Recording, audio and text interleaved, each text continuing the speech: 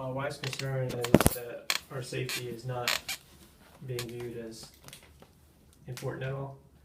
I know it is, he said, she said, I get that. We called 911 because someone was at my door, spitting on it, blowing smoke in my wife's face, and berating her with some very foul, profane language. I view that as very harassing, very threatening behavior. It is, absolutely. And the deputy that responded he had in my apartment, I'm on the second level. We had 3 deputies. The only one I spoke with was Bergstrom. There were 2 guys also there, both blonde-haired guys, and apparently there was someone else downstairs in the unit below us. We don't feel safe where we live, Well, he and I don't threatened feel to like, kill us. and I don't feel like that's going to change, no matter what is said or done. Which is why we've spoken to 3 different sergeants. We've spoken to Deputy Bergstrom twice, because Friday night is when the incident occurred.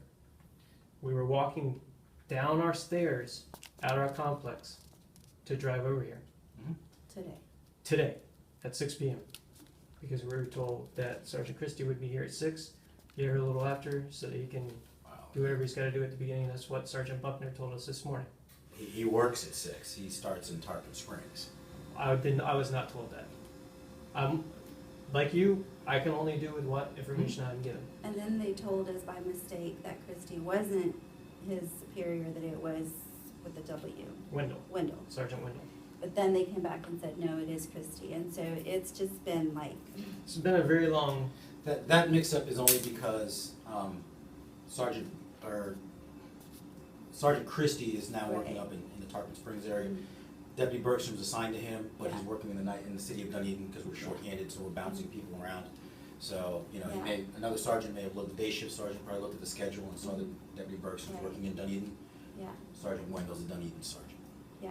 So going back to what I was stating earlier, coming here, going down the stairs, one of the 3 individuals that came to my door last night, standing there smoking with a couple other people. He did get out of the way for us to walk by, and as we were walking by, he made some very derogatory comments that were totally inappropriate around my 2 children. I just walked away. And he continued. And that's at that point in time, that's when I called 911 today. Because I was told by Sergeant Buckner this morning, walk away, do not deal with it, let us handle it. When Deputy Bergstrom arrived tonight, he looked at us and said, I didn't tell you to call. And why did you go down to the sheriff's office and talk to people? We were coming here because we've never called the police before. We've never had anyone approach our door and act that aggressively in any way, shape, or form. I'm 40. I've never had to call the police in my life. I'm not an aggressive person. My wife is not an aggressive person. I'm an engineer. She has 2 master's degrees in science. We're nerdy people. We stay to ourselves, and we have 2 lovely children. And my job as a husband is to keep them safe, which is why I kept calling 911. I hate calling them all the time, but There's a lot, though, that is going on. One is there's already a history of the people below us coming to knock on our door and berate us. And 2, it's the way the officers handled it. So when Bergstrom and his assisting officer showed up, and I was explaining what happened, he was towering over me, motioning like he was going to hit me. That scared me, because in addition to that, he said he'd killed 3 people and he wouldn't hesitate to take somebody out again. Okay, so I'm telling the policeman this, and the blonde assisting policeman, he laughed. He thought it was funny. And when I talked to Bergstrom about that, he's like, yeah, like it's a joke, like it's not a big deal to laugh at that. So that conveys to me that they're not taking their job seriously, and they're not there to keep me safe when they're laughing at what I am telling them. Because I am scared for my life. I am scared for my children's life. Because he flat out said he was going to kill us, and he was trying to hit me. So then I asked the officer, flat out told me, there's nothing I can do, there's nothing you can do. And I said, well, how am I supposed to stay safe? Like, there must be something I can do. I said, what about a restraining order? And he flat out told me, no, you can't do that because you live in a multi-family facility. And the only time you can do that is like for like a church or a specific place that you go to that they don't frequent. In those situations you can. So he misinformed me, because when I spoke to the sergeant this morning, he said, yes, you can, and it is within your right to request one. It is up to the judge whether he gives it to you or not, but yes. And so, 1, your officers were laughing. 2, he misinformed me. 3, I described the 3 criteria needed for it to be viewed as an assault, and I feel like he's not taking it seriously. He's just trying to, makes me feel like he's just trying to brush it under the rug. Then he shows up today for the second, what happened today, and he's angry at us because we came this morning, and this morning the sergeant said, you are not to take care of anything, you are to call us and let us take care of it. So we called right away, and he said, you don't call me for this, there is nothing I can do. And he commented about us coming to talk to the sergeant this morning. So to me, that's retaliation. And I don't feel safe with Bergstrom anymore. I don't want him answering our calls anymore, because he's already conveyed to me by being angry that he doesn't have our best interest or our safety at heart. Okay. I read the report. Deputy Bergstrom has written 2 reports. Written 1 and supplemented it after that. Deputy Bergstrom is a pretty well-versed investigator, and what he described was not rising to the level of an assault. Okay? And how does he know that? Because he wasn't there. Because he's the investigating deputy. Okay, I certainly am not going to change his report based on what you're telling me and make him change his report. I wasn't there at all. He investigated the report. He investigated the call for service. And he found it did not rise to the level of an assault. Okay. Even if it did, it is still a misdemeanor. It was not committed in the presence of a law enforcement officer, so an arrest could not be made anyway. Okay. At the very best, if he thought it rose to the level of an assault, he would forward the charge to the state attorney, and the state attorney would determine if there was going to be enough to issue an arrest warrant. So attempting to hit me doesn't warrant that. Making me fear for my life doesn't warrant that. Okay. I was not there. Okay, I'm not going to change Deputy Bergstrom's investigation. I wasn't there. So he obviously didn't take it seriously, because they're laughing. Ma'am, he took it serious enough to write a report. Oh, okay, that's another issue. He was gonna walk out of the room without taking our names, and we said, don't you need our names for a report? And he said, oh yeah. So he took my husband's name. He didn't even bother to write my name. He called a while ago to request my information. So I don't feel like he cared to write a report or like he took it seriously. And then today he was definitely retaliating with his attitude. I don't understand what you mean by retaliating. Because he said, you don't call me out for this. I can't do anything. So am I not supposed to expect a police officer to come and be biased and say, okay, I'm here to keep whoever needs to be safe. I'll talk to Deputy Bergstrom about laughing at you and maybe his flippant attitude. I'll talk to him about it, but there's no policy violation and there's certainly no retaliation. He's not retaliating against you. Retaliation goes well far beyond what you're talking about. He's not retaliating against you. So he doesn't make me feel safe. I feel threatened. Okay. You feel threatened not because of Deputy Bergstrom, you feel threatened because of your jerk of a neighbor. Both, because I don't feel like Bergstrom's gonna come and take care of us. I assure you that if I ever find out any of my deputies aren't coming and doing their job and protecting the citizens that we're sworn to protect, I can assure you that he's gonna have a lot bigger problems You when he just deals did. with me. I just told Okay. you he's laughing.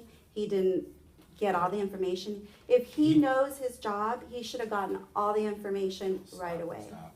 He wrote a report. Mhm. He documented everything that you've told me. There is not one thing that you've told me that isn't in his report. But he didn't take all the information. Like he still needed to get my name. Your name is in the report, ma'am. Because he just got it a while ago. He wrote the report last night. He just called my husband a while ago and requested it. He can run your license plate, Mhm. okay? He can run his He didn't know my license plate. name. Ma'am, I don't know what to tell you, but the report was authored last night. Mhm. Everything that we do is timestamped. The report was authored last night. Okay. Okay, your name was in the report, and everything that you told me is in the report. All What right. was the purpose of him calling me this evening to get my wife's driver's license and her actual don't name? know. I don't Well, know. you can't answer that? I mean, that's a I valid don't question. know, I haven't talked to him. I've been on about 3 different calls, for service. We were just on a shoplifter, I had a DUI, and then there was a shots fired call. So Okay. I've been running around doing other stuff. I haven't had a chance to talk to Deputy Bergstrom. I don't know why he called. Maybe he just wanted to verify something, but he wrote the report last night. And I guess when you were speaking to Sergeant Christie or Sergeant Wendell, he was in the middle of writing his other report, okay, that had all the information that you described that happened this afternoon. If you want, you can pull a copy. You can go down to the sheriff's office or come here Monday morning and call the records department. They'll give you a copy of the report. I was told I have to wait until Tuesday, so I can come get it Monday? I don't see why not. Tuesday, let me just check the hours for the records, I'm not sure. Okay. But you can pull a copy of the report if you want to, and they'll give you a copy of the report, and you can read everything that's in the report. I mean, I've never had anything like this in my life. So how are we supposed to stay safe? Because are you waiting for me to get shot or stabbed or for my child to go missing? Ma'am, I can't look at your next door neighbor who I've never seen before and assume he's going to cause you harm. Okay, I can't assume that. I can't threaten him any more than if he came in here and said, you two were the problem. But there were 911 calls that captured everything. Okay. My suggestion is to continue to call 911 if there's a problem. I would avoid the neighbor. I talk to your landlord and have a copy of this report whenever it has to be approved by the sergeant before it can be released. It has to go And through our we public do records. avoid him, but he comes up to our door. So what are we to do? If you'd like, I know that you received information about getting an injunction, okay? Quite honestly, in an apartment setting complex, I don't see it happening. I've been doing this for 21 years. I've never seen it. If you can get one, more power to you. It's not up to us, it's up to the judge. If you can convince the judge and give him the paperwork and the documentation with the report that you're gonna get, if you can convince a judge that you need a restraining order against him, we'll be more than happy to enforce it. Even though there's documentation for months that they have been harassing us? Bring all of that information to the injunction hearing. Okay. Okay, because, again, we have no say in that. All we do is author the reports, and if you get a copy of all the reports that document this harassing behavior, and you put all, the application is probably like 20 or 30 pages thick. Okay. You bring all of that stuff and you fill out all that, and then you submit it to the clerk of the court, and then the judge will look at it. And the more detail and the more reports you attach to it, the better a chance you have. Okay, and can that lead to aggravated, what was it called, harassment? Because they've been doing this for a while. We haven't been there that long. We moved in there the very last day of March. Mhm. First day we got there, we literally had 4 blow-up mattresses, 4 sleeping bags, and 4 pillows because none of my stuff was there. I had to furnish the apartment. We were there for 30 minutes, and these people approached my wife and said, "You need to tone it down. You're being too loud." I was with her. It happened. I mean, I don't doubt that that didn't happen. this is from day one. They've been harassing over and over, and we've tried to deal with the management at the apartment complex, and they told us to call you. That's why we're at our wits' end. And I understand that, because you can't pick your neighbors and you can't pick your family. Unfortunately, what he's doing is not risen to the point where it has broken a law. Because that's how your The deputy next judged time, it. so the next time Is this that happens, correct? We investigated it. Because when we talked to Sergeant, what was his name this morning? Buckner. Buckner. He said, we went down all the criteria and he said, well, yeah, then that is assault. Okay, well, again, Deputy Bruckner, or Sergeant Bruckner wasn't there. And Sergeant Bruckner talked to you and got your side of the story. But if Sergeant Bruckner were to investigate, if he were the lead deputy that was investigating this, and he just went and slapped an assault charge on your neighbor without talking to your neighbor and getting his side of the story, he'd be negligent. That is a bad investigation, okay? Everything that you're describing to me, I've heard a lot worse, okay? Does it rise to the level of an assault?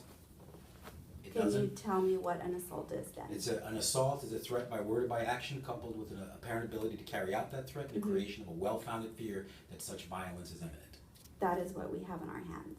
So I don't understand why It it's not doesn't being sound like there's classified. imminent violence, he's threatening to hit me. Is that Okay. not a big deal to you? Threatening, He's towering over me.